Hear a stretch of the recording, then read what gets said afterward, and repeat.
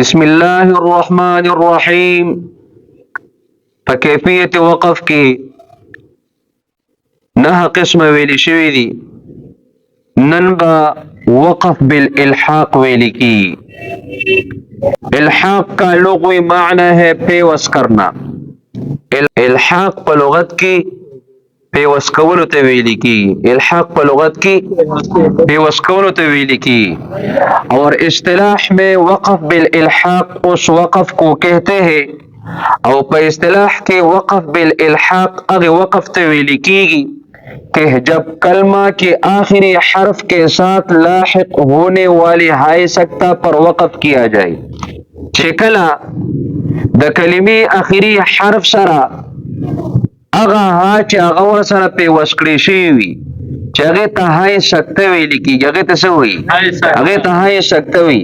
په دغه هاي سکته باندې وقف وکړل شي اوس کو وقف بالالحاق کې هدا. هغه ته څه وایي؟ وقف بالالحاق ورته وایي. فائدہ وقف بالالحاق په روایت حافظ کې په وو کلماتو کې شوی دی. پسو کلماتو کې شوی دي.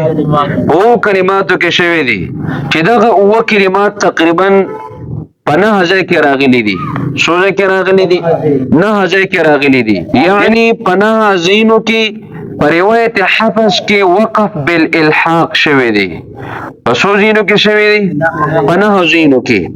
نمبر 1 لم يتسنه سورة البقره. په سورۃ البقره کې د لفظ راغلی دی د دې په اخر کې چې دا کوم ها راغلی دا او ساکنه ده په دې باندې قبل فرض کې یو سړی وقف وکي دی باندې یو سړی ودرېږي د توقف بالالحاق وي. ورته وي وقف بالالحاق.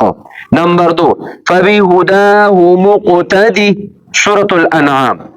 په سورۃ الانعام و مشي پاره کې دا لفظ راغلی دی د دې په اخر کې چې دا کوم ها په وسکړې شوی دا قبل فرض کا یو سړی په دې باندې وقف وکینو د توقف بالالحاق وي. څه وي؟ وقف بالالحاق. نمبر 3 ها مقرؤوا کتابیه سورۃ الحاقه. نمبر 4 إني ظننت أني ملاق حسابيه. نام سورة الحاقة كراغلي دي. نمبر 5 ولم أدر ما حسابيه. نام سورة الحاقة كراغلي دي. نمبر 6 لم أوت كتابيه. دام په سورۃ الحاقه کې راغلي دي. نمبر 7 ما اغنى عني ماليه. دام سورۃ الحاقه کې راغلي دي. نمبر 8 هلك عني سلطانيه.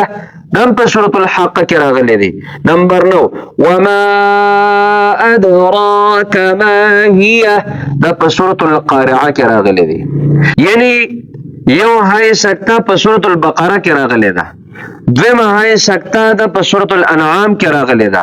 او په شپږو کلماتو کې په سورۃ الحاقه کې هاي سکتا راغلی ده. او په یو کلمه کې په سورۃ القارعه کې راغلی ده. نو په څلورو سورتونو کې هاي سکتا په روایت حفظ کې واقع ده. د 9000 ټول جوړیږي. او د امام بزیر رحمه الله په روایت کې چې دا د ابن کثیر مکی رحمه الله راوی دی د پنځ باندې 15 کلمات دي. په دې 15 کلماتو کې او کلمات دا چې دوه سره نور یو ځای کې نه شو نه او د 15 د 16 کلمې دي 16 الفاظ دي. په دې 16 الفاظو کې د په روایت کې هاي سکته راغلی ده. نو قبل فرض کا یو سړی د په روایت کې په دې نو په دې 16 الفاظو باندې وقف کین او دې کې به وقف بالالحاق کېږي. سبکی په دې کې به وقف بالالحاق کېږي. دې 15 کلماتو کې اول نمبر لما چې په کوم ځای کې همداسې لفظ راته نو د امام بزیر رحمه الله په روایت کې به په دې باندې وقف بالالحاق کېږي. څه به کېږي؟ وقف بالالحاق به کېږي. نمبر 2 فیمه. نمبر 3 ممه. نمبر 4 عمه. نمبر 5 بما.